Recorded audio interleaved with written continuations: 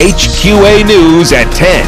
It's your news now. Good evening, everyone, and thank you so much for joining us for KHQA News at 10. I'm Raja Maples. And I'm Stephen Johnson. Thousands of people who rely on Missouri Medicaid to get them to and from medical treatments will be out of luck by July 1st. That is, if a group of Medicaid recipients don't win their case against the state before the deadline. KHQA's Brooke Hash sat down with a Monroe City man who says the state's playing with his life. We have a KHQA Safe Family Health Alert. The Adams County Health Department discovered its first West Nile positive mosquito in 2012. But the health department stressed that the sample is from a mosquito trap and that there is currently no evidence of human transmission. West Nile infections in human populations are more likely to happen in August and in early September. We're going to get to much more news in just a moment, but first let's turn things over to Bo, and he's going to tell us more about the heat wave that's on the way. That's right. One of the three men accused of stealing more than $2,300 worth of railroad tie plates has pled guilty. Tyler Laughlin of Bowling Green has been sentenced to 5 years of probation after admitting to a charge of felony theft. Two other Bowling Green men face the same charge. Authorities accused the three of stealing 195 tie plates from the Kansas City Southern Railroad tracks near West Locust and 15th Street in Bowling Green last April. There was no report of damage to the department. A Pike County, Illinois man who was a volunteer firefighter made his initial appearance in court today on a first-degree arson charge. Michael Rowan remains in jail on a $10,000 bond. He's accused of setting a vacant trailer on fire in Bayless, Illinois last weekend. Rowan is due back in court next week for a bond reduction hearing. His preliminary hearing has been set for July the 10th.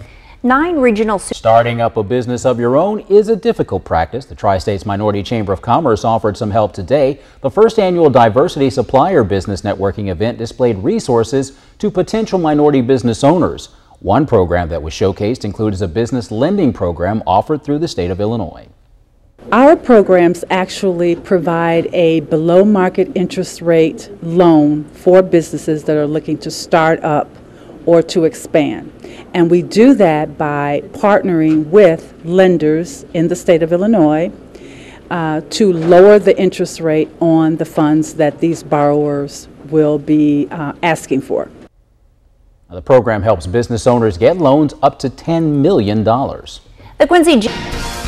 Good evening and welcome to the KHQA News at 10. I'm Stephen Johnson. And I'm Raja Maples. Before we get to your news tonight, we want to get a look at tonight's first forecast with Bo Hicks because we are experiencing even hotter temperatures than we're going to tomorrow, right, Bo? That's exactly right, Raja. Coming up in just a bit. Well, everybody knows that this hot weather can wipe you out, but it can also cause damage to your body if you're not careful. People who spend a lot of time outside in the heat need to take frequent breaks and drink plenty of fluids. We spoke with Dr. Maureen Swisher, an internist and pediatrician at Blessings Urgent Care Center. She says if you don't take care of yourself, you could be in danger of heat-related illnesses like heat cramps, heat exhaustion, and heat stroke.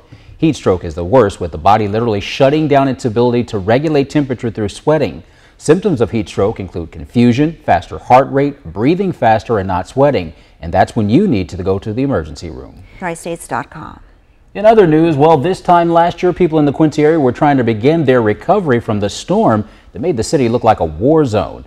Today, there are still some remnants left of the storm as city crews are grinding out stumps of trees that were toppled by the high winds. Down power lines, fallen trees, massive power outages, and dangling branches were just some of the issues that were found for several days after the storm hit. Ameren Illinois said that at the height of the outage following the storm, there were over 30,000 of their customers without power. A group of supporters will go on sale next year.